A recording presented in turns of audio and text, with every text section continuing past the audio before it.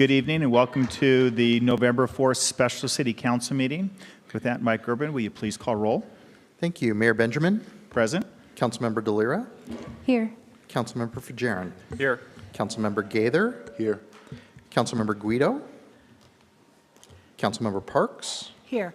Councilmember Weller. Present. Councilmember Wright. Here. Yeah. Councilmember Guido? Yes. Great. Okay, so this is not a regular meeting, but a special meeting, there's no final decisions or actions being made at this meeting. There's no provision for public comment as part of the meeting, nor doing anything that's not covered in the announced agenda. And with that, we'll get on to our discussion item. This is in week 2 of budget workshops, and with Jeff Albrecht, our Director of Finance and Administrative Services. Thank you. Just a reminder, probably more for the public than anyone, this is the second of our 2 workshops leading up to November 12th to hold a public hearing as well as set the tax levy. And then we are currently targeting November 19th for the potential adoption of the budget. So just kind of a reminder more for the public.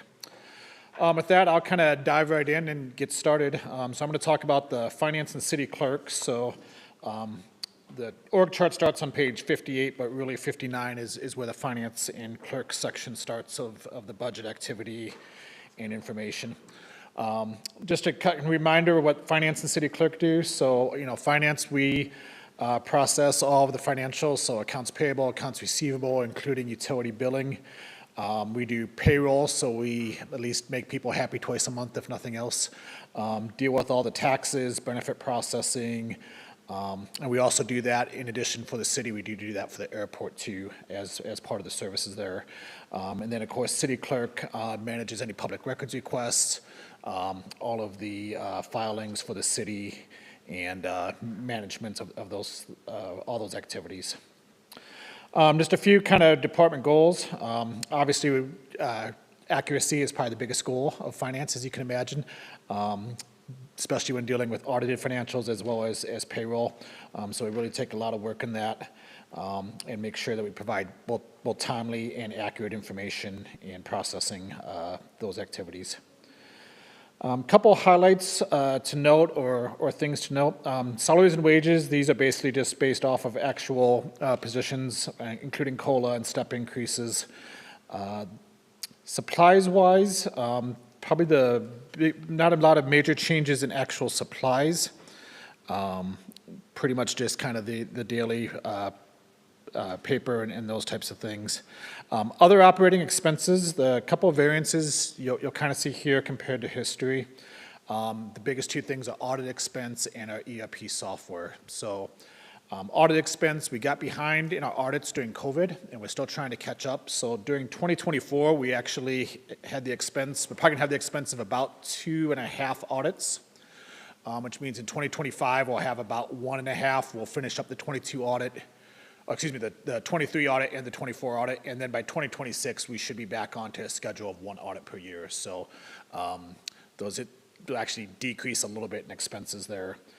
The other major change in our other operating expenses are implementation of our ERP software. So in 2022, the city started the process of implementing enterprise software that would deal with the city's financials, the utility billing, and the permit and licensing.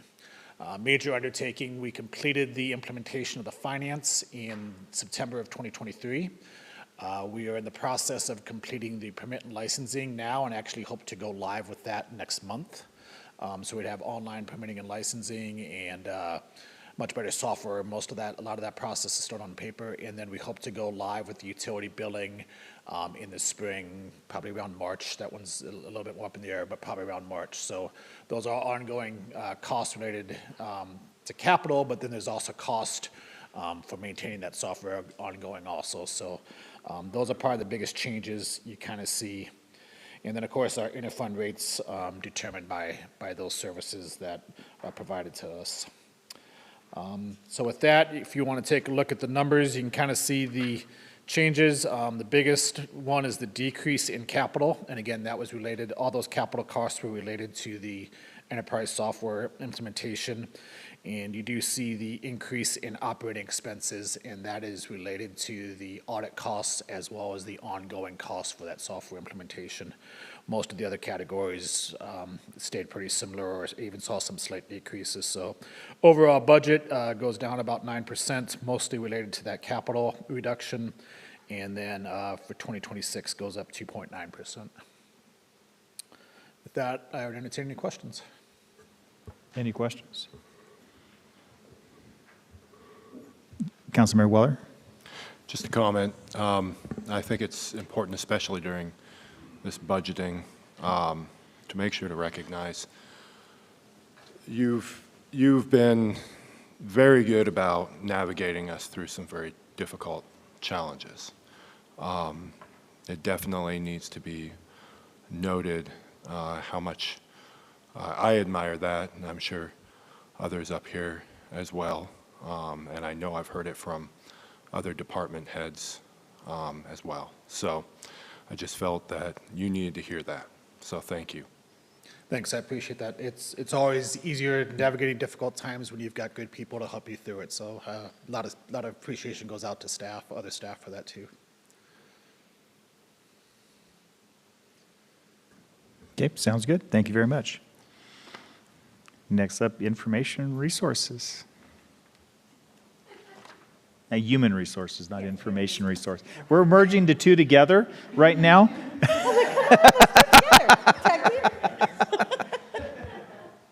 Hello, Mayor and council members. I am Deb Peschel. I'm the Human Resources Manager for the city. You'll find my information on page 61. And the Human Resources Department provides support for all the other city departments. Plus, I give support to the airport and to Whitcomb 911 for their human resources needs. Our main activities are to support staff in recruiting and hiring, as well as manage staff benefits, safety and wellness programs, as well as HR compliance, negotiations, and supporting the general well-being and growth of our staff, in addition to providing with a supportive work environment. The budget numbers for 2025 is a slight decrease from the HR budget in 2024. Wages and benefits make up 88% of the budget at $275,472. Supplies are 2% of the budget. They are down from 2024 due to we lowered the wellness committee budget. We were looking at the amount we've actually used in the last couple of years and realized we're not using all of it, so we lowered that down, as well as reallocating money to operating expenses to cover a certification for the HR generalist.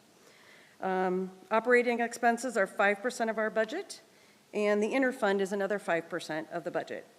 2026 budget will see a 6.1% increase, and those are in wages and benefits, the operating expenses, and the interfund expenses. Human resources goals are to attract the best qualified staff members to the city of Pullman. To support our staff members in personnel areas, maintaining standards and legal requirements, as well as providing training to staff for all their development and growth. The Human Resources Department will continue to promote personal and professional growth for all of our staff members in the city through training, wellness, safety, and support for all staff members. Thanks. Do you have any questions? With that, any questions? Councilmember Weller? Thank you. I do have a question about the wellness. So you said that there was more left over at the end of the year than expected. Is there a reason for that, training, so on and so forth? The money for wellness, we have actually been able to find some other ways. The AWC actually has a grant, and we've applied for the grant. We've found ways to find free money rather than using this money. Oh, perfect. And so we've just found other ways to either get donations or free money. So we haven't needed all the money. Awesome job. Thanks. Very good. Thank you very much. Thank you. Next, now, information technology. Morgan Sherwood. We can join forces, that's all right. Good evening, my name is Morgan Sherwood. I am the IT manager for the city of Pullman. You can find our information on page 63. of your budget book. We are the infamous internal service department that everybody keeps referring to. Our goal is to provide a stable and secure computing environment throughout the entire city's network. We work with all departments. We also broadcast these council meetings and record other public meetings for public access. And it's through our operations that we allow our public-facing departments to do their jobs to the best of their abilities. In terms of a breakdown of our changes, we have 5 full-time staff and 1 part-time production assistant. Thank you, Rob. We do have a slight increase in salaries and wages based on the anticipated COLAs and retaining our staff. We haven't had a lot of turnover, which we're really appreciative of. It makes for a much more functional and redundant environment.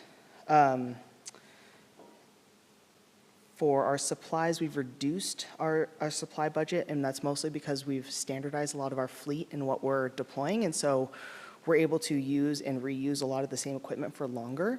Monitors, cables, things like that. If you don't need a separate charger for everything you're putting out there, you can use the same ones for longer and not have to buy new every time. Similarly, for minor equipment, you'll notice that our fund is not zeroed out under minor equipment. Because we're an internal service fund, we actually collect from other departments over the lifespan of equipment and then put that in a little pile. And then once the lifespan of that equipment is up, we have that money there in reserves for those replacements. And that's just so we can continue offering the equipment that's needed to do the jobs day to day. And that includes laptops, computers, switching equipment, servers, things like that, everything that everybody needs to connect. That's actually a little bit reduced because of the standardization of our equipment. We're able to reuse and maintain that same equipment for longer and use them in other functional locations. The operating expenses, for the biggest chunk of that for us is software licensing. And in 2025 and 2026, we're actually adding the ADP payroll and benefits, HR benefits software to that model because we have a way of charging out to departments based on users and things like that. We thought it made the most sense in discussions with Jeff to use that model to charge back fairly to departments for that service. So that has been also added into our fund for collection from other departments. We've got some upcoming CIP projects that have been approved. We're looking to expand our fiber optic network and modernize our various conference rooms throughout the city for better internal and external collaboration, and a higher tier of support and controls over our virtual infrastructure, which houses over 90 virtual servers at the moment. Do you have any questions for me? Councilmember Delira? Yeah, thank you so much for your presentation.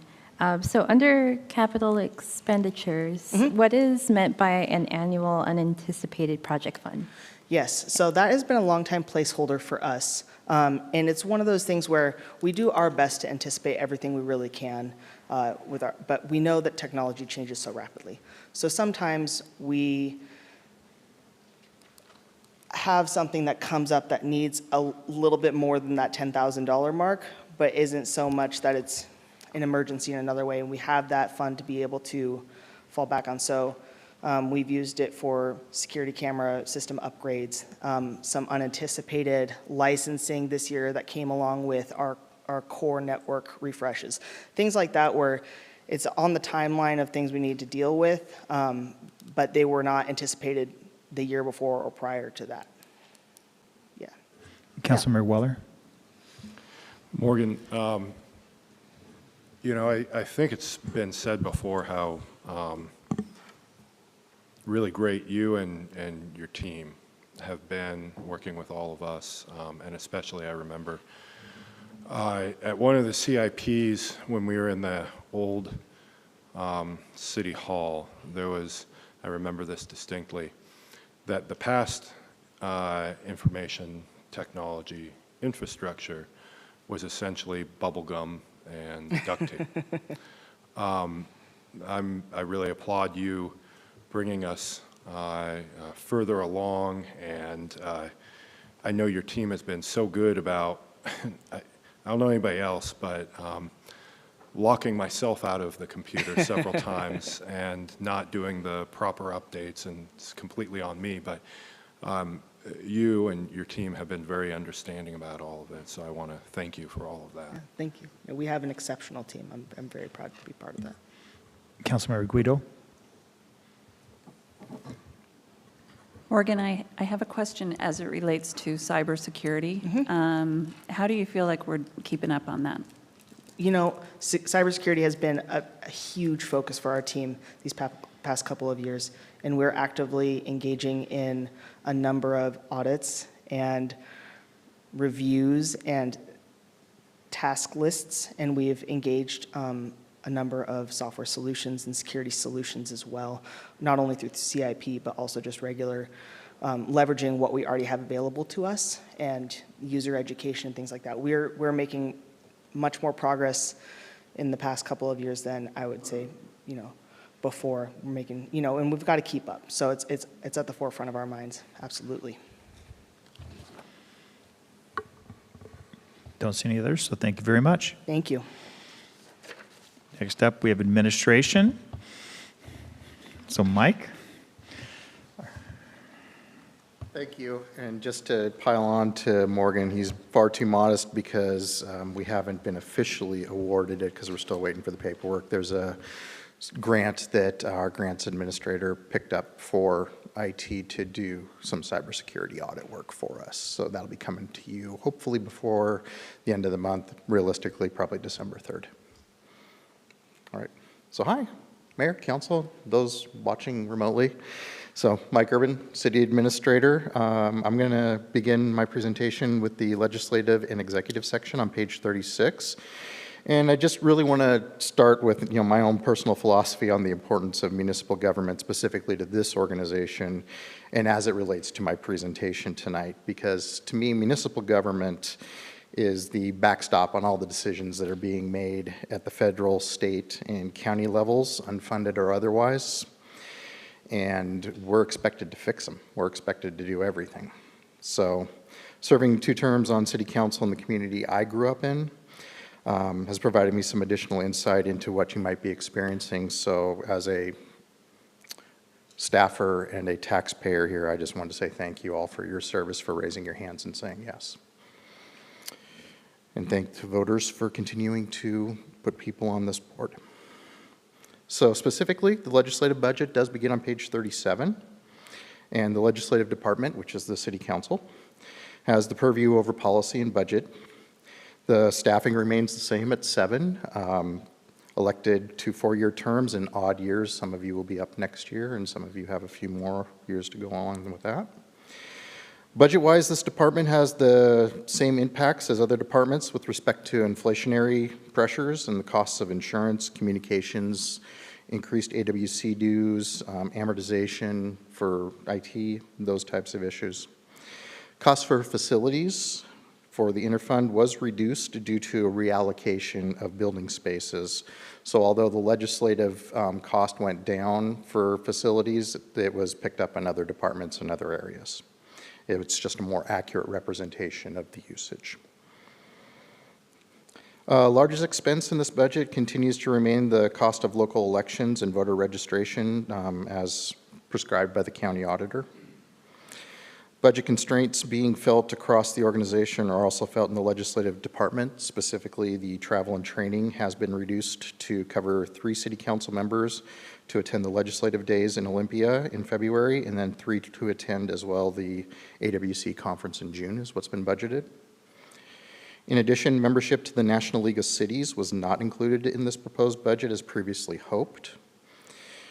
Also, costs of retaining a lobbyist could not be included for this biennium. We haven't had one before, but it was the hope that we could, use that resource. City Council goals and priorities in this budget are focused on the work of the long-term City Council work groups established by Council on bypass, housing, repurposing in-town railways, community welcoming, strategic tourism and marketing, and strategic partners and influence. In total, the budget has increased by $18,593 in 2025. That's 5.1%. and 37,519 for 2026, which is 9.8%. And that is the synopsis of the legislative budget as proposed, and I'd be happy to answer any questions. And one thing that I will speak on the legislative one, as a part of the cost savings within the budget, I'll also be 4 o'clock start in January rather than the 7 o'clock in order to minimize the number of extra hours and overtime with our staff as a way of a budget savings option. So that's something that I'll be proposing, and if anybody has any concerns with it, please let me know, but it'd be a January start for a 4 p.m. I'm out. Okay, staff's out. With that, questions to Mike related to legislative piece? Councilmember Weller? Thank you. Mike, first some questions and then some kudos. So I will continue to advocate for NLC, us being a part of NLC, because I do feel that there are doors that will open once we do. I understand the budget constraints. So I just wanted to put that in as another pitch. I did have a citizen ask me how, if hiring a consultant to look at additional national grants would help. Now, I had explained that we have a grant writer, and they said, well, perhaps hiring a consultant would add with that, and it could go through our grant writer. Can you give me a little bit of, like, your thoughts on that? My thoughts on that is if we hired an outside consultant that could get us the grant, then that's money well spent. If that hiring of that person gets us exactly where we are right now, then we're handling it with that situation. This is a really interesting question, and I'm going to be digesting this over the next day or three, but that's my initial reaction to that. I mean, if hiring that national person can guarantee it, yeah, sign me up 100 times out of 100. But I don't think grant writers work that way, and I just want to, do some research and then talk to Valerie too to get some feedback on that. But we'll put our thoughts together and email those to council here by the end of the week. Great, I appreciate that level-headed And- approach. And so that you know, I actually advocated, I actually had it in the budget going into it, where, we'd gone and looked at what was the cost, and within the budget and where things are at, what we're expecting for our departments to cut, it was something that I took out. Similarly, you talked about NLC, within my budget is the U.S. Council of Mayors, which I've actually cut out. So we've actually cut back as opposed to being able to add those things in. Yes, NLC would be a great resource, but financially in the budget, it's one that we can't do right now. Yeah, absolutely. Spoiler alert for my next section, but okay. Well, he touched on it, so. He did, yeah. Councilmember DeLira? Oh, I just had one Oh. last. Yeah. Okay. If that was okay. Because, I think this is really important. And I just want to make sure that people understand, I do, each time one of the department heads come up here and say something about the budget and so on and so forth. Sometimes I have questions, but most importantly, we don't get to see all the department heads all the time. And I feel a lot of you have done such amazing work, and it needs to be recognized on camera, what does occur. So I don't have notes that I have here reading off some speech or something. It's from actually interacting with each one of you and understanding, where you've been at, with the history that you've kind of been thrown into. And so that's why I will comment on every department head that comes in, because you need to know, even during these toughest times, and you, I'm sure, get hit hard with public opinion, email, so on and so forth, you are valued And I would say the best group of department heads that I've had the pleasure of working with in the almost 17 years. So I just wanted to mention that because I know the mayor is probably like, oh great, it's Nathan again, but there is a reason. And so, Mike, I did want to explain, my thoughts because, navigating the downtown project, and I'll make it short because I've already talked enough and we all want to get out of here. Thank you, because I'm really terrible accepting compliments. Everybody knows. Hey, get used to it. Navigating the downtown project, you were just hammered by so many comments, negativity, and you handled yourself so professionally. And I want to say I really, really appreciate it. Your monthly meetings have always been so appreciated, and being able to bounce ideas off of you, hear some feedback, hear ideas from other department heads and so on and so forth. It's so very valuable for keeping us in the loop to be better policymakers, and having been a city council member as well, you can understand on this side of the dais what we're going through as well. So I just want to say thank you so much for taking on what I would say is a huge burden on your shoulders, and really doing amazing in your role. So that's it from me. I'm done speaking. Thank you for that. I can tell you it's the people I work with. That's what gets me up every day, and then going out and trying to do great for this community and trying to give them the support they need. And then the staff is just, you're right, they're absolutely astounding. I can't say enough about them. The people behind me, the people that were up here last week, they're top notch, and I know every day I come into work, they're ready to gear in and use their vision to make this community a better place. So thank you for that and on their behalf. And, I get a ton of support at home. I'm just going to, thank you. Okay, Councilmember DeLira. Hello. Thank you for your presentation on the legislative budget. One of the things I definitely caught during your description is the city lobbyist. Would that go under the legislative budget if we wanted a city lobbyist? That would make most sense because it was trying to move the legislative intent of policy forward. So that would make the most sense for where the expense would live. Gotcha, okay. And then the second question I have, mostly a small detail, and I was just curious. Under the Interfund GIS, there's around $2,000 budgeted. I was just curious where the IGS component of the legislative budget, what does it play a part into in terms of the legislative budget? Sure. Oftentimes, interfund is done in arrears, and what has been spent and what we're projecting out to. And I'd say the predominant part of that was the redistricting for city council wards had an effect on that. So the work that was previously done has that effect going forward. Plus, there's other pieces too, as we're building maps for this particular item or that particular item. GIS will charge out that piece for it.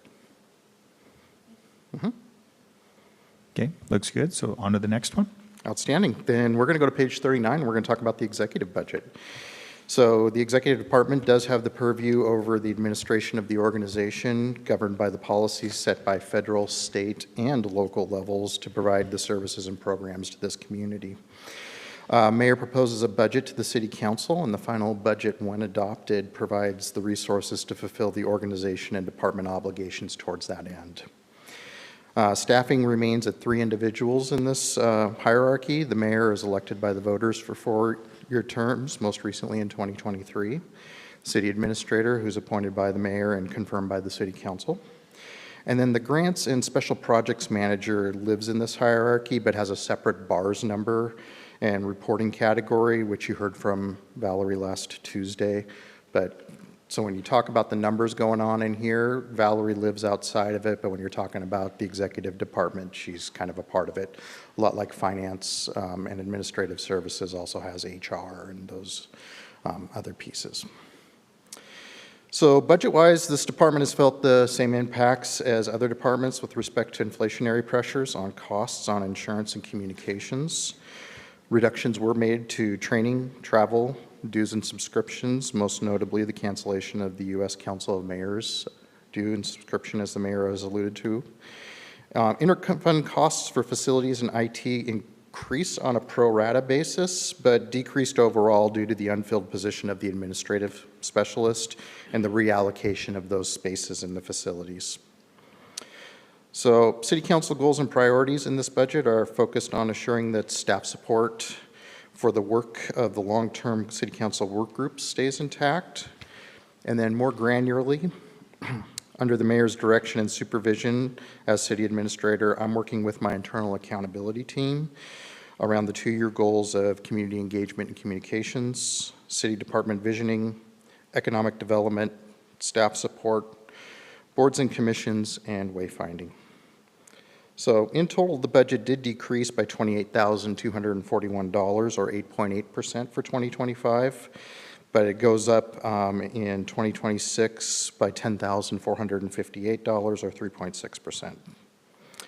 And that is a synopsis on the executive budget, and I'd be happy to answer any questions on that. And I will also speak to this similar to how I mentioned that I'm proposing that for cost-saving measures, we move city council to start at 4 o'clock. For this, I'm also proposing in January that we move all of our commissions to during the daytime so that we don't have the outside time with the cost with staff. The other piece that in doing that, it does actually allow for commissions to then be televised where we don't have that capability after hours.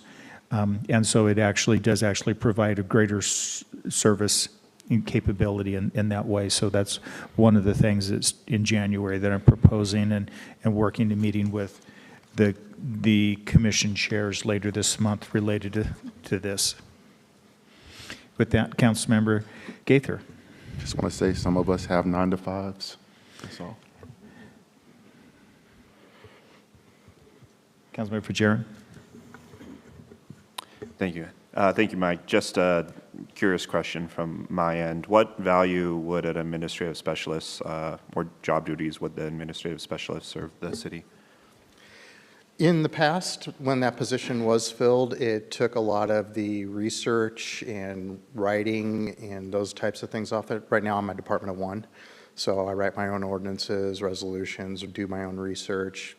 Every once in a while, I'm able to piggyback on some other folks, or if somebody has some downtime, I got a small cadre of volunteers. It's like, is there something I can do for you on that particular piece? And what we've done is that position still exists. It's just unfunded, and we've taken the allocation for that and slid it over to be able to afford the grants position. So that's part of the reason too that Valerie takes on some special projects, just to, my words, help keep my sanity. Some of the bigger items, her grants and comes first, but there's opportunities, and Valerie's super organized and is able to keep all the plates spinning at once. Thank you for that insight. See no others, so on to our attorney. All right. Last go round is the legal department, city attorney, which begins on page 72. And the legal department ensures that organization policies, procedures, guidelines, and actions are within the legal scope. And to the best of their ability, the city attorney helps shield the organization from legal actions and challenges. Staffing continues to be a contracted position of 1 individual, which has been Thad O'Sullivan since 2022 third quarter. This department has felt the same impacts as the other departments with respect to inflationary pressures of increased cost. The lone budgetary item in the legal department is the direct cost for professional services. And for the first time since January of 2019, there has been a price increase. It will be 5.3% in 2025, or $6,000, and another 3% in 2026, or $3,600. So by way of comparison, the CPI since January of 2019 to the most recent figure published in September of 2024, that increase has been 26.1%. So just as you're looking at these things. So the city attorney's department is very small, very direct, and that's the entire budget on it, and I'd be happy to answer any questions on that. Not seeing any, so very Outstanding. well. Thank you. Thank you, Mayor. Thank you, Council. Next up is communications.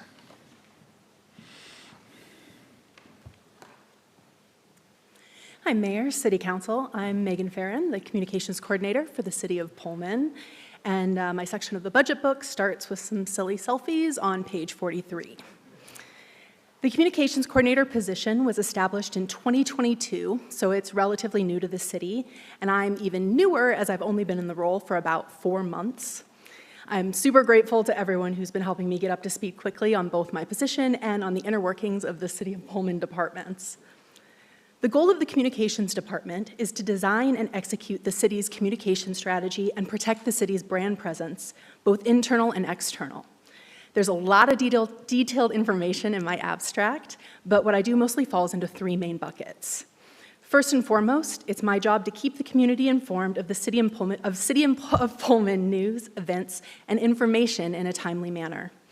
That includes things like communicating with the press, maintaining and updating the website, having an active social media presence, sending the city newsletter, managing paid marketing opportunities, and creating both digital and print materials as necessary.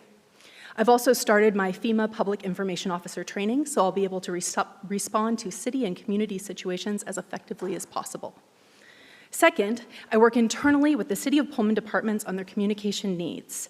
This includes suggesting and implementing strategies to share information with the community and helping to create a coherent, professional look and voice across all public-facing digital and print assets. Effective communications are a team effort. The more involved I can be in all departments, the more effective our city communication will be. Last, but certainly not least, I'm the keeper of the City of Pullman brand, and I'm working to implement it across all city materials and platforms. This allows the city to have a cohesive, accessible, professional customer experience for both newcomers and longtime residents. As a department of one, my budget is relatively straightforward. 75% of my budget goes to wages and benefits consistent with 1 staff member. My 2025 budget request is 9% lower than the 2024 revised budget for this position, and $276 less than the 2023 budget. My total 2026 budget request is 1.5% lower than the 2024 budget. There are only 2 areas where there's been a notable increase from the 2023-2024 budget for this department. The first is in software licenses. Last year, when the new city website launched, the associated fees were a capital expense, but this year, the $6,900 subscription for the city website has been added to the communications software budget. Otherwise, my software expenses have remained about the same. And the second increase is in the marketing budget. The 2023-2024 budget did not account for the monthly marketing expenses that this department has had for the last 2 years. The $2,600 increase in the 2025 budget reflects the actual costs of existing paid marketing efforts, including the city newsletter and the Pullman Community Update. This department's functions align with the City Council's goal of community engagement and communications by sharing city news in a timely manner, engaging the community both online and at events, and by providing opportunities for community feedback and involvement both digitally and in person. This department also supports economic development by promoting Pullman as a great place to live and work, and staff support by celebrating employee successes. My department also addresses the communications and information portions of quite a few of the Pullman Comprehensive Plan goals. Thank you for your time this evening. Do you have any questions? Any questions of Sarah? Councilmember Weller? So, Megan, I have a question about our collaboration. Okay, so as far as social media, we collaborate with Chamber, is that correct? We do not really collaborate with the chamber in terms of social media, no. Okay. Well, But that I'm not answers- opposed to doing a little more of that in the future. But at this Okay. moment, no. But you're an army of one. I am an So army of one. yeah. The other question is there anything, and then I have a third thing, but I'll just real quick. So is there anything that we can do as a council to help you, especially in the way of social media? Yes. I actually would really like to talk to the council, not tonight, but sometime relatively soon, about ways that we can get the council more involved in our social media and also get the council on our social media more. Because right now, the council isn't on social media very much, except for, on the City of Pullman social media very much, except for as, we're having a city council meeting, we're having a special meeting, that sort of thing. But I'd really like to get into work groups and just be able to talk to council a lot more and get you out in front of the public so that they can see who you are and what you're doing, what's actually happening in the city. So I would love to have that conversation sometime really soon. Great. I love that. And the last thing I will say is that I know this has been something, social media has been something that we've been trying to do for a very long time. And even though you've only been on for 4 months, I honestly was kind of surprised. I'm like, swear to God, she's been on for at least a year or two, because you've come into it and you are everywhere. And there was a time that I felt like, geez, I have to do social media posts all over, and now I'm like, Megan, wait, you're doing this before anybody else. You're there, and the 9/11 ceremony was amazing. That you were there, you were doing that. And you've been so agreeable to looking at new options, new events, and these sorts of things that I commend what you're doing. Never leave, because it would be very difficult to find somebody as good as you. So thank you for what you're doing. Thanks, I appreciate that, Nathan. Any others? If not, thank you, Megan. Thank you. Next up, community development.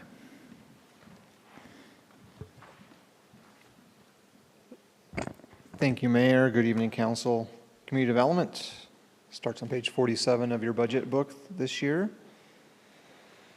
Community Development Department contains 4 divisions: planning, economic development, GIS, or Geographic Information Systems, and protective inspections, also known as building safety. Councilmember Weller, it's a little bit of my thunder on this, but I'm going to read it anyways. In my 21 plus years in local government, the 14 staff members included in community development are by far the best collectively I've ever worked with, and I really mean that. My staff strives to be professional, timely, courteous, with customer service both internally and externally. As such, we're excited to begin electronic permitting, licensing, inspections starting in December and continuing well into 2025 and beyond. Staff wants to thank the council for considerations of cost of living adjustments in this budget. Moving on to the planning division, which is on page 48 of your budget. The planning division heads both long-term and short-term planning activities. Staff currently leads boards and commissions consisting of Environmental Resiliency, Planning Commission, Historic Preservation, and the Hearing Examiner. Also responsible for the city's comprehensive plan and other studies, such as the Housing Action Plan, Middle Housing, and the pilot project of climate resiliency. All of those were through the Washington State Department of Commerce. There are no vacancies or new positions budgeted within planning in this budget. Increases are expected due to the cost of living adjustment and step increases for staff. No overtime expenses is anticipated. Benefits increase due to payroll-related taxes. Not expecting any minor equipment or capital expenditures. Interfund rates increases in GIS and IT with a slight decrease in facilities. And lastly, other operating expenses, a decrease in travel and education with a slight increase in insurance. Moving on to economic development, headed by Sean Miller, page 52 on your budget. The main goal of economic development is the support and growth in businesses, partners with the Port of Whitman County, the Small Business Development Centers, known as SBDC, SOWEDA, CETA, the Downtown Pullman Association, One Palouse, and others. 366 licenses and endorsements in 2024 came through in economic development. 32 impactful business activities, 10 of which have been enrolled in SCALE, which is streamlined concepts for advancing local enterprises. Staff will continue to develop strategic partnerships in activities, policy, recommendations, and grant activities. With just a department of one, there are no vacancies or new positions in economic development. Increases are expected due to COLAs and step increases for Sean. No overtime expenses are anticipated. Benefits related to payroll, such as related taxes, will increase. No minor equipment or capital expenditures for economic development. A slight increase in facilities and IT interfund rates, and a reduction in travel and education with a small increase in insurance. Moving to GIS, headed by Sam Jenkins, supports all city departments in the collection, analysis, and visualization of location-based data. GIS supports city council goals and priorities by enabling departments to make data-driven decisions in resource management and strategy. GIS maintains an enterprise portal that provides tools to staff, collaborators, and the public. The portal has over 100 active city users, that's a lot, to maintain over 100 authoritative data sets, which support 50 authoritative maps and applications. GIS provides services to other business systems, such as First Due through the fire department, permitting and licensing to come through community development, and utility billing and asset management, which is in the works. A GIS interfund rate was newly created for the 2025-2026 budget. Revenues are derived from interfund rates that are charged to departments based on time dedicated to each department through the GIS staff. There's a large increase in IT interfund costs to support a more robust site architecture that increases service to community stakeholders, a minor increase in training that reflects the addition of one new staff hired since last year, budget reductions in minor equipment and travel. No new staff or vacancies exist in GIS. Lastly, protective inspections, headed by Jeremy Moore, the billing official, page 56 of your budget.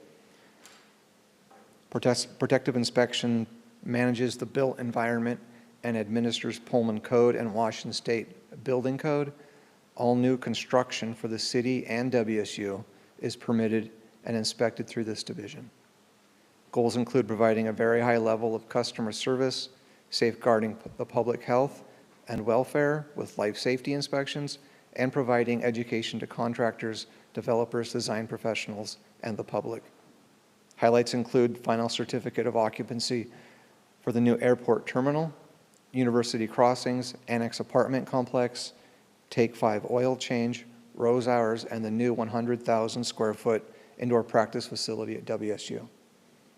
Permitting is now complete for the WSU SEL Engineering Hall and the WSU Utility Plant, to name a few. Budget highlights for protective inspections, just the same as the other divisions, no new positions or vacancies. Budget includes salary expense increase with COLAs and step increases for staff. No overtime or capital expenditures are expected. Benefits are matched to actual expenses. The same with supplies, also matched to actual expenses. Interfund increase in ERD, facilities, and IT rates. Budget reductions in minor equipment, training, and travel. Are there any questions for community development? Any questions? Councilmember Guido?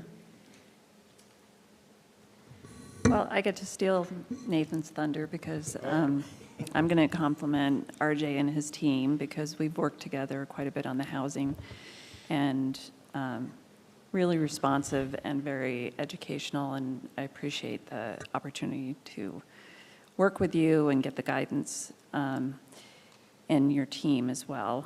I do have a question as it relates to the community development, which is what you are, economic development. So I noticed the Downtown Pullman Association kind of liaison, Sean works with them, but my understanding is that the money that the city has given DPA in the past was through ARPA funds, which we do not have at this point because we were using them. Is this where that would normally reside going No. forward? So the city's portion going to the DPA did not come out of this budget item, this budget source or this budget item. Okay. Where would it live if? I'll defer to Mike on that. Okay.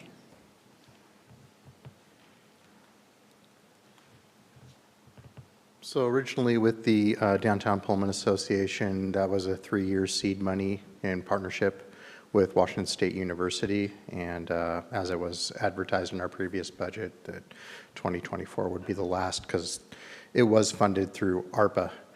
And those revenues no longer exist. And the expense was put through legislative. Ah, okay.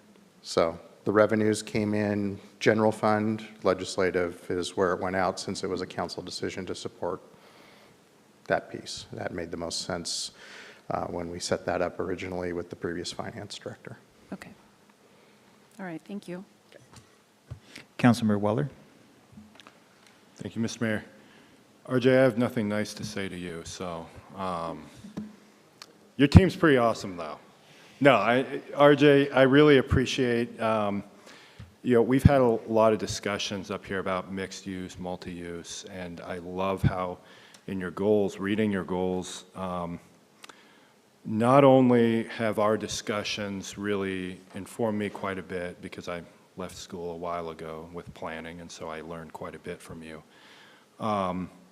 But also, you really, you live a lot of these goals. When I was looking at number 14, the promote active and healthy lifestyles, that's you. I see you, all the time with your wife, running around, literally running around. And I know going forward into the future, having somebody who is immersed in that type of environment, that is what's going to lead a lot of your philosophy. And I really appreciate that. And, the support that you've shown with all of the kind of, and I've already said it before, the challenges that we've had with downtown, and I know the most recent stuff with,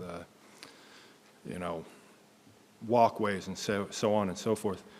You've been so calm with dealing with the discussions where I think people with less leadership and less just balance would start freaking out. And I know I've heard from other people in the past like, God, they threw it back on me again and again and again, but you don't do that. And I truly appreciate your ability to take the feedback, look for solutions. That is the mark of a true leader, and I greatly appreciate not only our conversations, but your leadership. And your humor is pretty good also. So thank you so much. Thank you, appreciate it. Councilmember DeLira? I just have one question around, and thank you for your presentation, around GIS, mostly around, are there any plans to work with communications to make the public more aware of the GIS portal? I think it's a very cool website full of really interesting maps, so. It is extremely cool. Yes, Yeah. I am glad that you said that. As somebody who's looked at maps for as long as I can remember, the work that Sam and Elliot and GIS do on a daily basis is truly amazing. And if I am open to working with Megan, as always, she's, like you guys said a few moments ago, she is amazing. So to have that opportunity to combine our box of duties, I'm definitely open to that. Any others? If not, thank you very much, RJ. Next up, Public Works, Sean Wells.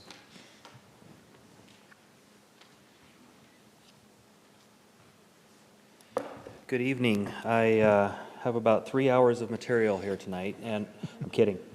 Sean Wells, the Public Works Director, and I do have 7 funds that we'll be discussing tonight, so I'll have questions after each fund as we get going through them. Public Works employs 110 staff members across engineering, maintenance and operations, and transit. And we're going to start tonight on page 116 with the transit funds. So speaking transit, about 85% of where we were at ridership levels from the pandemic. So we still haven't gotten back to our fully pre-pandemic levels. We continue to provide 7-day per week fixed route transit and dial ride service. Our Tripper bus service was reinstituted in August of 2023 and has still been a very good success there. We've got over 309,000 passenger service miles for fixed route and 60,000 passenger service miles for the dial ride.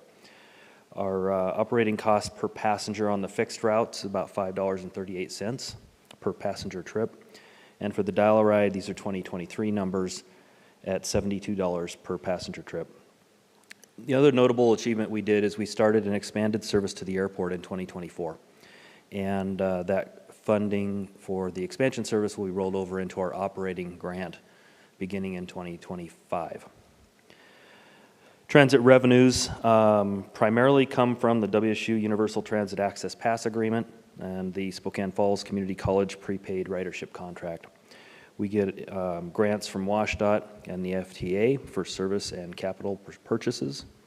We've got a little bit of money coming in from our fare and pass and token sales. And 2025 revenues estimated to be at $6.9 million, and 26, which does not include the capital component of that, is at $4.9 million.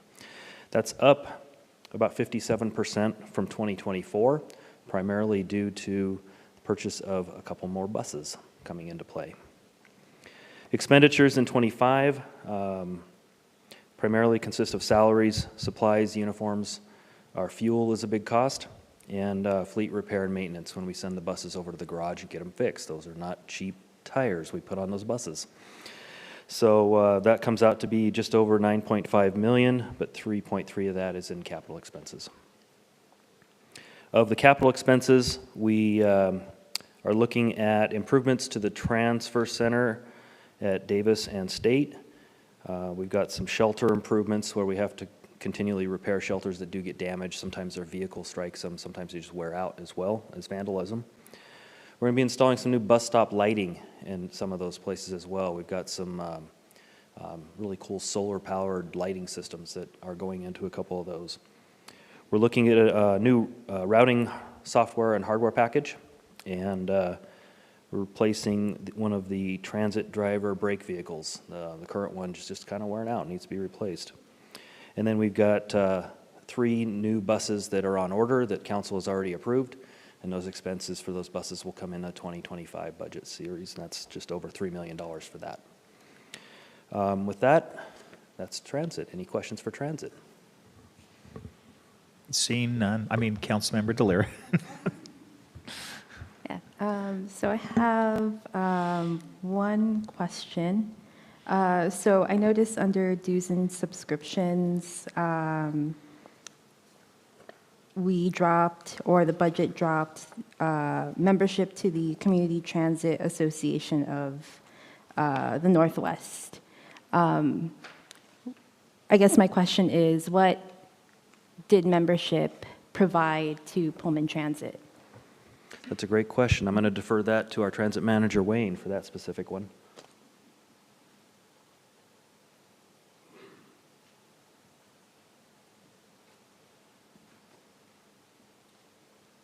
Thank you for the question. CTA Northwest is a regional version of CTA AA, which was the national version. We stopped supporting funding-wise several years ago the national. Now we're still getting our training regionally, but we do not have to pay the dues. We found out that the discount they offer does not outweigh the investment. So we're still participating in their training, but we're finding it's not worth paying the extra dues, just like we found at the national level. So. And as a reminder, dues and subscriptions were cut across all budgets as a part of this process, and so everybody had to reduce their dues and subscription in some way. Any other questions for transit? Not? John, if you want to continue? Perfect. We'll be moving on now to Arterial Streets Fund, and starts on page 103. This is our, essentially where we build the projects. Funding from this source for this fund comes in, we collect about just over $100,000 every year from the transit fund for their wear and tear on the streets. We get about $177,000 from the motor vehicle fuel taxes, but a majority of the money that goes into this fund is from state and federal grants. This is where we put the ARPA funds that come in to spend for those, as an example, or the RAISE grant money for the airport road and such. But the projects and the expenses under this fund pretty much are paying for the city's capital improvement program and the transportation improvement program. Notable projects in the 2025 timeline is the airport road improvements design work. That's we've started a little bit of that this year, and we're going to continue that design work into next year. The arterial streets resurfacing in 2026. We're starting the design of that 2026 project in 2025. And that's a future federal grant from the Surface Transportation Block Grant, which is part of the Infrastructure and Investment and Jobs Act. That does have a local match of about 13.5% on that. So we're anticipating that in 2026, the construction of that would be about $1.7 million. Citywide intersection improvements, the 2025 construction on that is about $976,000. That will be through a city safety federal grant administered through WashDOT. And that would improve signals at 9 intersections, left turn arrows, signal heads, illuminated street signs, and improving our intersections, bringing them up to standard of similar to the style that you're seeing in the Main Street project today, that newer look and feel of the. Another project in this fund is the citywide pedestrian crossing improvements. Construction of that in 2025 at just over $500,000 there. The Grand and Center Street traffic signal that everybody has been asking so dearly for. We're going to start preliminary land acquisition on that. It's a small amount to $5,000. We need to get some easements on one of the corners for some of the signals and signage that we need to put there.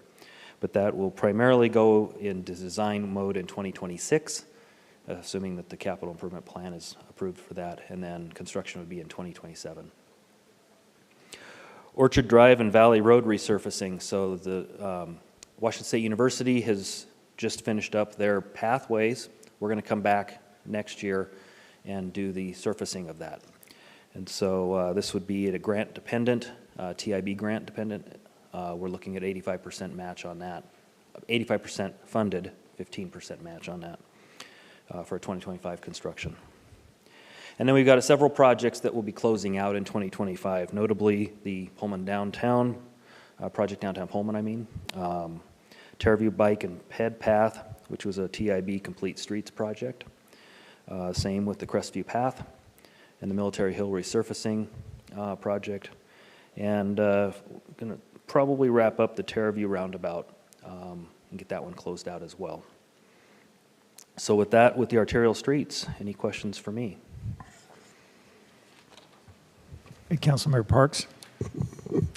Thank you. Does that Terraview roundabout include the path that, is that included in the close, in that project? The adjacent path, no, it is The not. adjacent So path. those are two separate projects.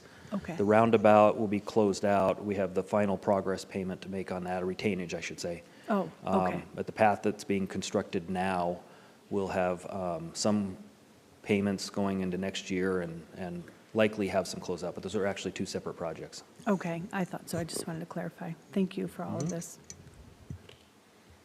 Any others? Okay, if not, on to streets then. Cruising right along to the Streets Fund. On page 105 is the Streets Fund. This is primarily our maintenance and operations of the entire street system. It includes bridges, pavement maintenance, snow and ice control, sidewalk rehabilitation, street markings. We do just over 115,000 linear feet of striping every year. And then the signages, wind up replacing, whether it's outdated or damaged signage, about 150 to 200 signs a year on that. And it is the ongoing maintenance of our traffic signals, the 20 that we have in the system. Revenues for this come in from utility taxes, real estate excise tax. We do have some state and federal grants that apply to this fund, and the gasoline taxes. The Transportation Benefit District is not, the revenue coming in from that is not included in the budget sources that are here because we haven't had an agreement between the Benefit District and the city, nor has council given direction to allocate the funds yet to anywhere. So the budget, as you see it today, does not include the TIB or the TBD funds. So overall revenues for 2025 is just over 2.3 million, and in 2026 is 2.4 million. That's up just about 8.1% from 2024 to 2025. For the expenditure side of this fund, we're at about 3.8 million in 2025 and estimated about 3 million in 2026. The majority of that is salaries, benefits and wages, supplies like fuel and de-icer, aggregate, and those are all subject to inflationary issues, just like everything else that we're seeing as well. Prices are going up for that. We do have some small amount of capital projects still left in this fund, our sidewalk repairs at about $80,000 there. We will be looking at the Mountain View Garden City improvements, and the Streets Fund is part of a multi-fund project that's going to replace water and sewer and the streets as well. And then the South Street Bridge resurfacing down near the Parks Department offices. We're looking to resurface that part of it. We do have some vehicles that are going to be purchased as well that Streets Fund will be contributing to. Part of that is replacement of our front end loader, replacement of the single axle dump truck, and then a contribution to our CMMS, our asset management system that we're going to be purchasing next year as well. And with that, any questions on the street fund? Councilmember Guido? Just a thought, a suggestion around the social media piece. I think a lot of these are fun facts that would be ripe for putting out on social media. Like, did you know that we striped this many feet or, you know, in a year? I think would be great ways to just let people know what we're doing out there. So just a thought. I can definitely work with Megan on that. Oh, she left. She's already stepped out, so. Any other for me? Any others? If not, continue on. Moving on to Utilities Fund on page 107. The Utilities Fund is the generic fund that pays for water, sewer, and our sewer treatment plant operations and maintenance of those facilities. That includes our water wells, our pump stations, our sewer lift stations and such.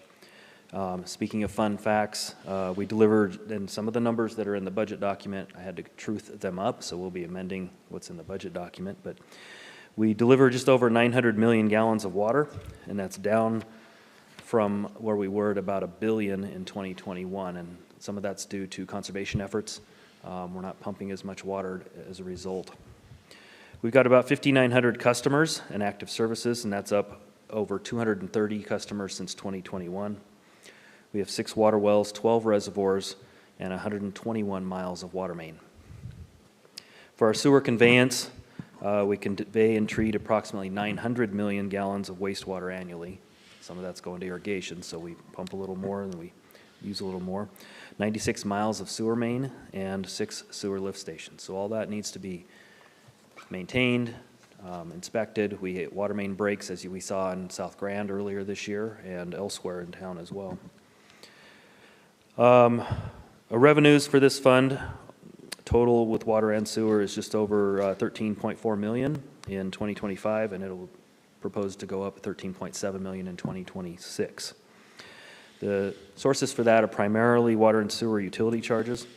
We do get some state, federal, and some local grants, but grant funding tends to be not as prominent for the utilities. It's real easy to get loans, but not as much for grants. Trying to stay away from the loans as much as we can.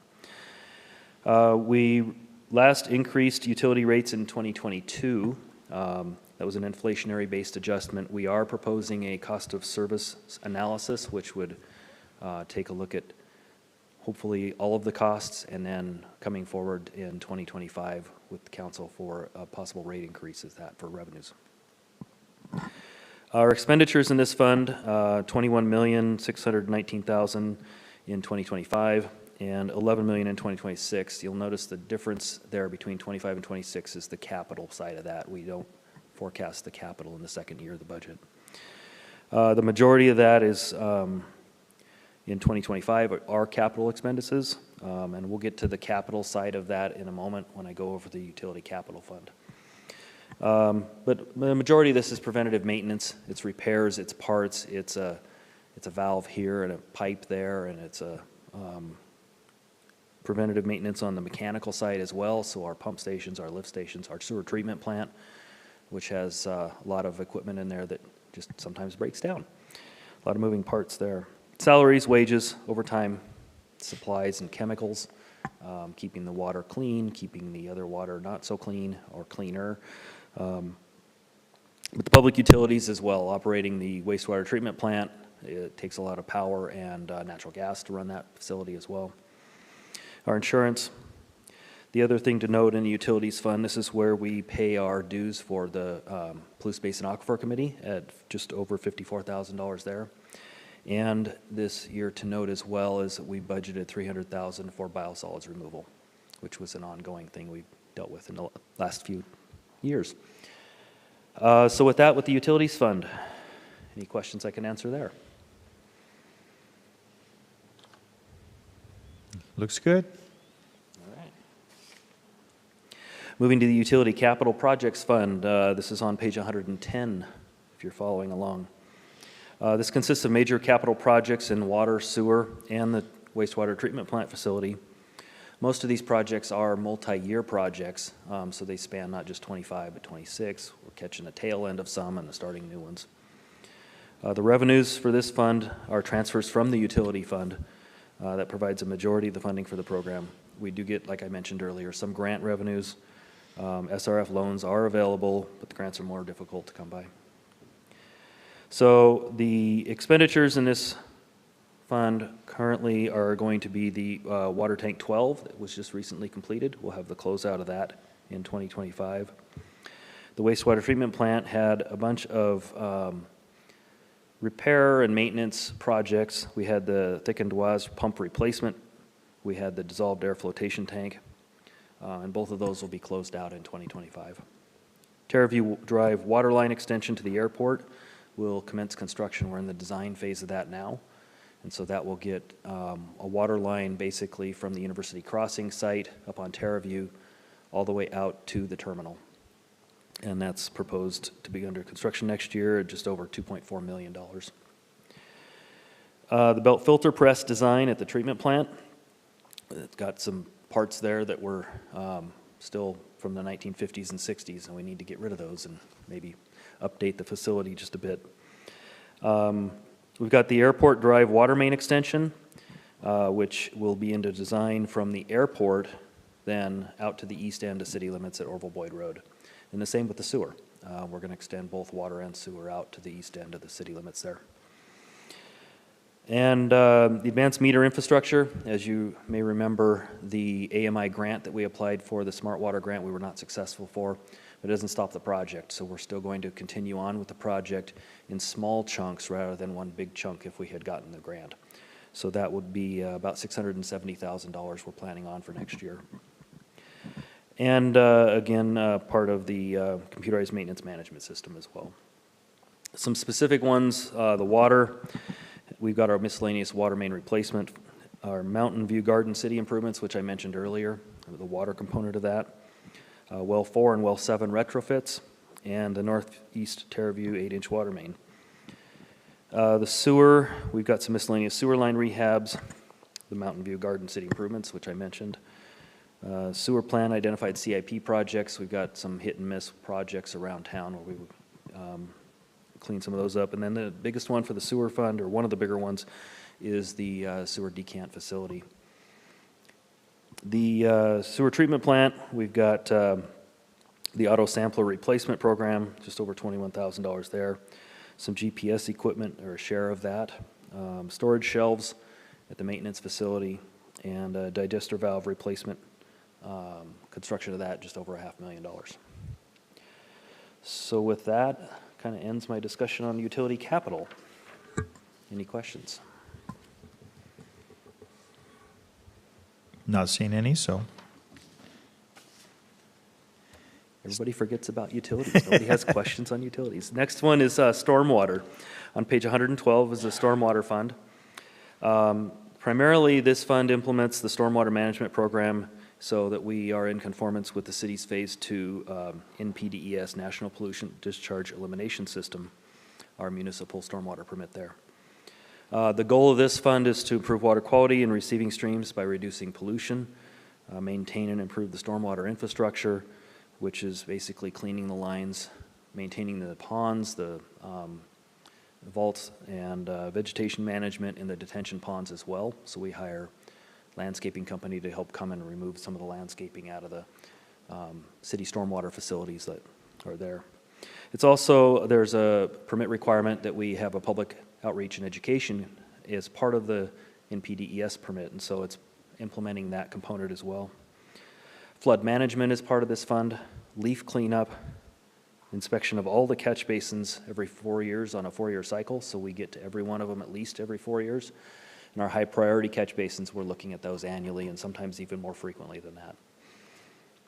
Revenues for this fund come in from stormwater utility charges.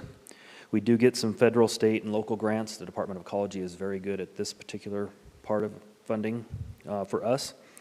And we did get a Department of Ecology grant for the stormwater decant facility, which I mentioned as part of the sewer side, will go into construction in 2025. The revenue for 2025 is just over 1.4 million, and a small decrease in 2026 to 1.3. The utility rates were increased last, as I mentioned, for water and sewer. The same with stormwater in October of 2022. They were also inflationary based, and we'll be looking at a cost of service study in 2025 as well for the sewer, or for the stormwater rates, doing all 3 utilities at kind of one time. Expenditures for stormwater in 2025, it will be about 3.4 million, and in 2026, 1.7, which obviously does not include the capital side of that as well. Primarily, its expenses are salaries, wages, benefits. We've got some professional services, like I mentioned, the landscaping contract for pond maintenance. Some interfund transfers there. I mentioned our decant facility, the Mountain View and Garden City improvements. A little bit of money into the Otani Linear Park pond and stormwater piping improvements. Got some outfalls there that we need to take care of. Park Street flood improvements, which is grant dependent, small $50,000 there. And some storm line and catch basin replacements. Any questions on stormwater? Okay, Councilmember Weller? I don't have any questions. Okay, moving on. Actually, I have more of a question. How do you keep it all organized? It's hard. I have 3 great division managers that are back here, Clayton, Wayne, and Art. I see those rock stars, yeah. Which are helping me balance it all out. So there's some division section managers as well that help with Justin, our stormwater manager, and all of the utility managers that have maintenance and operations running their areas. And I trust those experts to know how to run their sites and manage their shops. Well, I say, Bellevue really lost out when you came here. And, I appreciate, I look through your LinkedIn, I follow, I'm a stalker of you, the ongoing education that you're doing is very impressive. Thank you. And, we already talk about your trips, and, I mean, it's really cool to see. But you're so easy to talk to, and jumping right into, the downtown project, of course, this is an ongoing theme.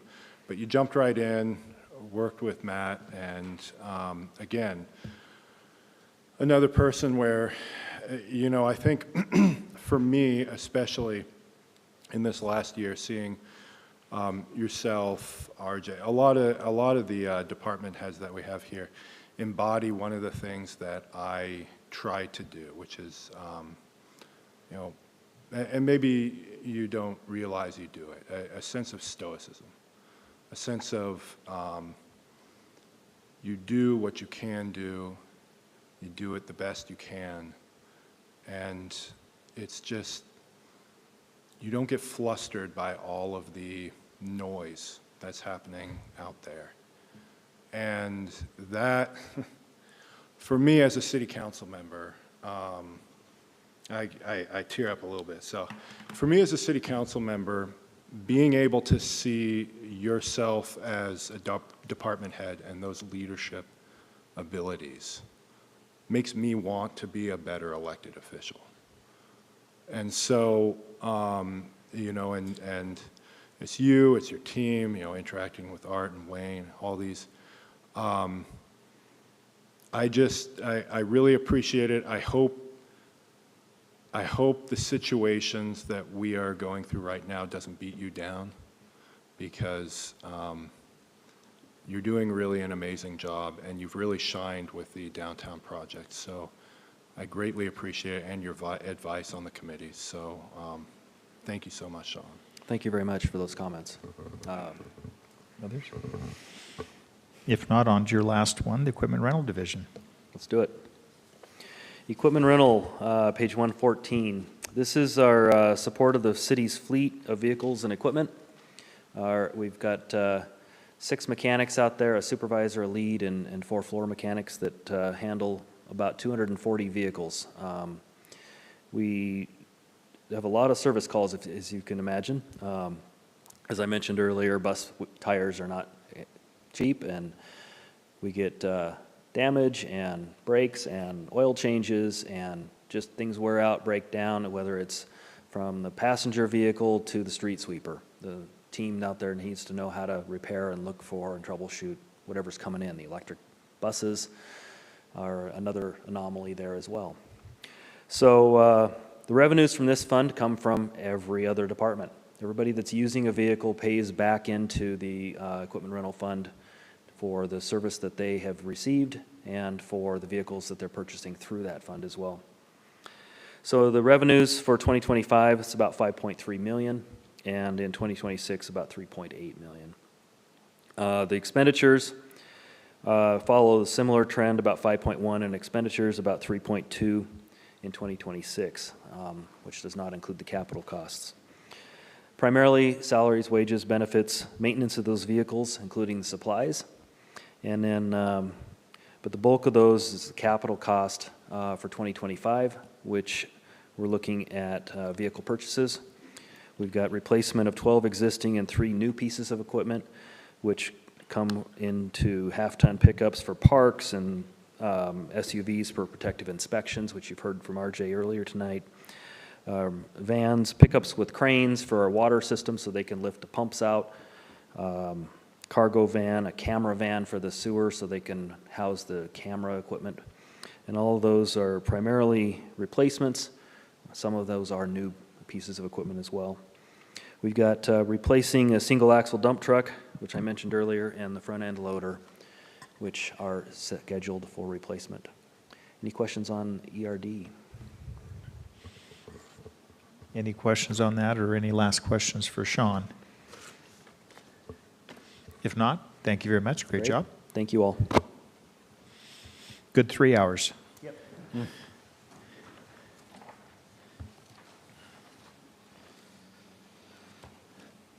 All right, I'm going to walk us through some of the kind of smaller non-departmental funds as well as the fiduciary funds that the city manages on behalf of other agencies. So The first one I'm going to talk about is the Firefighters Relief and Pension Fund on page 70.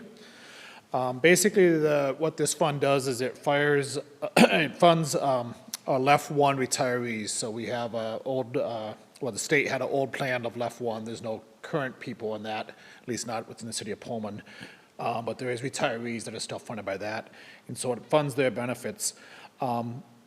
The expenses related to left one can vary significantly. It covers medical benefits for those individuals. And say, for example, somebody would need to go into a skilled nursing facility. Obviously, as you can imagine, those expenses could increase significantly overnight. So it's a little hard to project those expenses. We do receive a small amount of money every year that's from taxes on fire insurance premiums. In general, the plan in the past has been to build up a reserve in that fund, so that way if these expenses all of a sudden increase significantly, it wouldn't create a huge burden. So really for the past several years, the majority of these expenses have been within the fire department. And they've been averaging probably somewhere between $75,000 and $90,000 a year. As this fund's built up, we feel comfortable shifting a little bit more burden back to this fund. We still want to maintain that balance in case some of those expenses increase significantly. So really what we're looking at is increasing the expenses. We've been anywhere from 0 to just over 26,000 the past few years. We're going to increase it to 60,000 next year, which should be about the amount of revenue. So it maintains a good fund balance. But takes some pressure off and takes that expense out of the fire department, or the majority of that expense. There'll probably still be some there, as those expenses will probably come in around 90,000 if they come in as they have the last year or two. So that's really what you see there is the revenues will stay pretty similar, but you do see an increased expense that will basically allow the fund balance to stay at about the same level. Any questions on this? Okay. Continuing. All right, the next one we will cover is on page 120, which is the Civic Improvement Fund. Also, the LTAC is currently how a lot of times, so this is lodging and tax revenue. So this is created through a state tax on hotels, motels, RV parks, bed and breakfasts, any type of lodging. That's a tax that's associated with those. Basically what that money does is the goal is to support and strengthen the local economy through tourism activities, local events, things that will kind of draw people to Pullman. So what you've seen is this, as we've talked about in some of the budget updates, this fund has rebounded quite well coming out of COVID. Obviously took a significant dip and has seen some good estimated revenues. So really what you'll see there is very similar expenses to what we've incurred the past few years. A large portion of that related to tourism promotion contract. The one difference you'll notice between 25 and 26, the current tourism contract expires at the end of 25. It doesn't mean that we're not going to spend any tourism dollars in 2026. We will, but it's an unknown variable at this point. So that's why you don't see that expense in there, because until we have a new way to do those tourism costs, we haven't put a dollar amounts in there. But then you also see the support for local community events like the 4th of July Night Festival, the city's cost to support some of those events, and then external grants. So I think as you're all aware, a lot of groups that bring people into Pullman for events can come and submit for a grant to help support their event, which in turn draws people in, puts people in hotels, those types of things. The other change you see here is there's a Pullman-Moscow Regional Airport. This is an ongoing support that the city has provided. City of Moscow does the same, has provided this support to the airport, again, to kind of help, what that does to help promote the local economy and travel and tourism. And so you see that support there, which has shifted, where it was previously funded in the general fund. You have seen a shift that to the LTAC funds. With that said, revenues should still project to slightly exceed expenses for the fund. Questions on that? Any questions on the Civic Improvement Fund? Okay. Then if you'll turn over to page 122, this is the bond fund. So this is related to the 2018 bond that the city passed. There was two series within that bond. There was Prop 1, which was primarily related to the relocation and the construction of this facility here. And then there's a Parks and Path bond, which was Prop 2. So these were voted on, approved by the voters in Pullman. We started collecting the funds after the 2018 election and really have, for the most part, expended most of those funds. The only kind of one outstanding piece that's still ongoing is the purchase of land for Fire Station 3. Gone through some negotiations and discussions with WSU on that and are continuing to look at some opportunities there before we can finalize that piece. But the rest of you probably seen a lot of the park improvements. You've obviously seen the city hall improvement, those types of things. So at this point, really what you're seeing as far as the revenue expense is the revenue generated from the tax, and then of course the bond payment, which pretty much is an in and out, is really what that relates to going forward on the bond expenses. Councilmember Delera? Yeah, I'm not too familiar about the bond that was used to pay for the city hall construction, but how much was the bond for? I don't have the total dollar amount. I'd have to get back to you on the total dollar amount. I apologize, I don't have that. 10 points. I want to say 10.7, but don't quote me on that. I know we're trying to.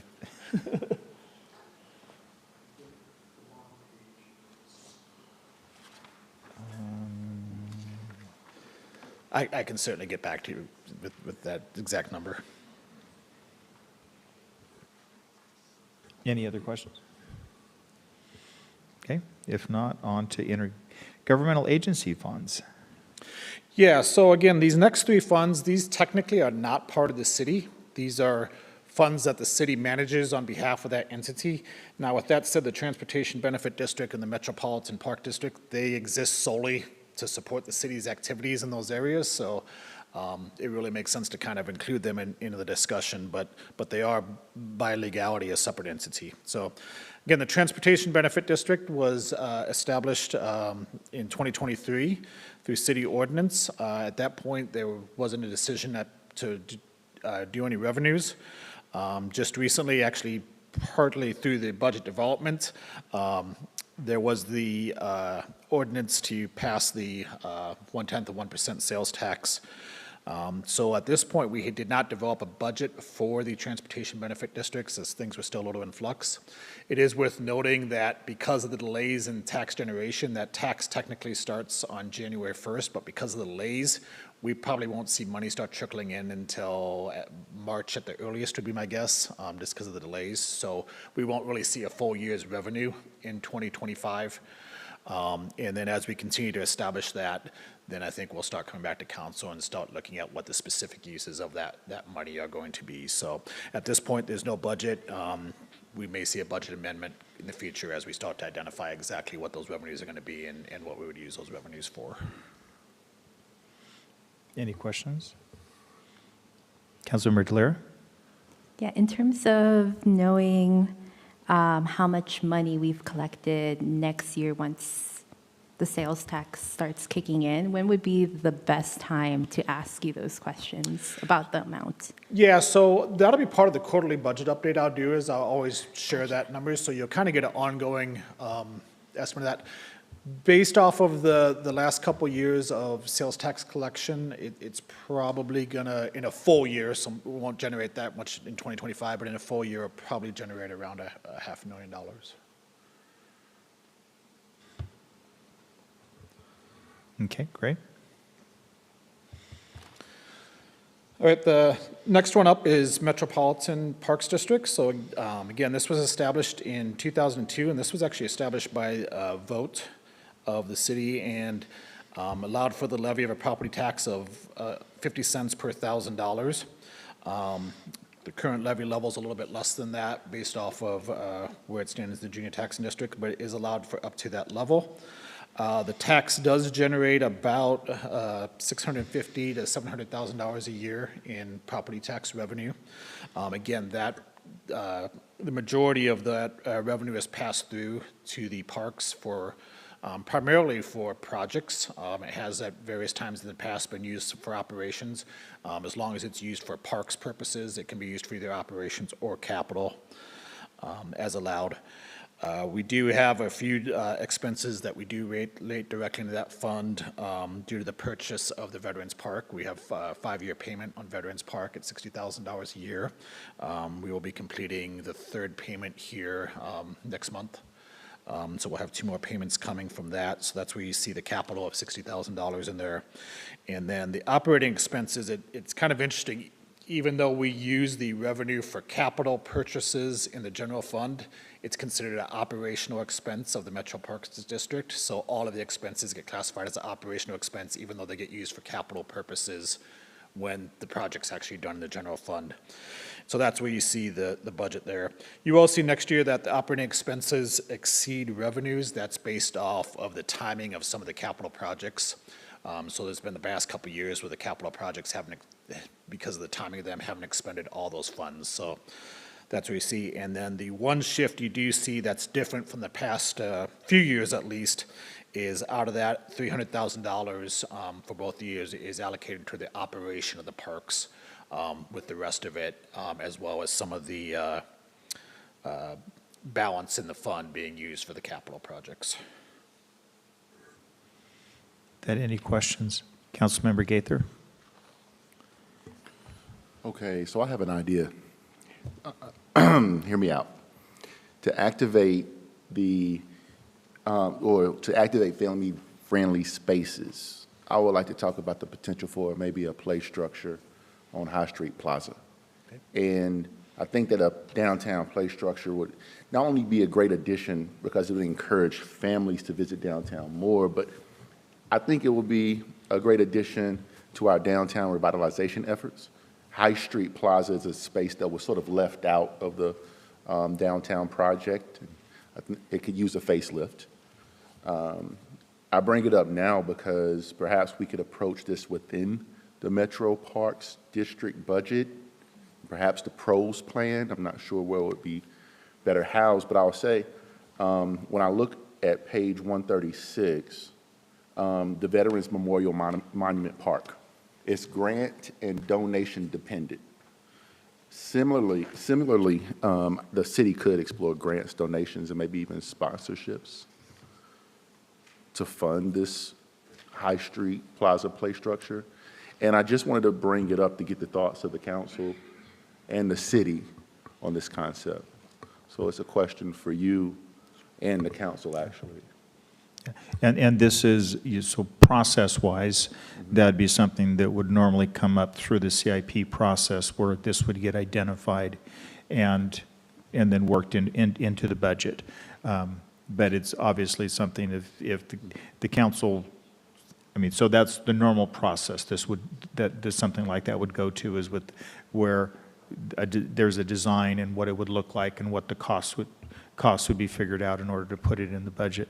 Jeff, do you have more on that? Yeah, I guess the one thing, and this is probably a good point to bring up in general with the CIP is, we do a 6-year look at CIP, but we really only approve the current year. So CIP projects right now have only been approved for 2025. So that's why when you look at a lot of these funds, you see how the 2026 budget is less because there's no capital projects in there. And the reason that's done is, one, sometimes it's hard to identify those costs too far out in advance. And 2, it allows for some flexibility to explore things like this, without having to wait a full 2-year cycle to look at it. So I think with the pros plan that's being done now, as well as the opportunity to look at 2026 CIP, I think there's an absolute opportunity to look at those types of things. Okay. What are your thoughts, council?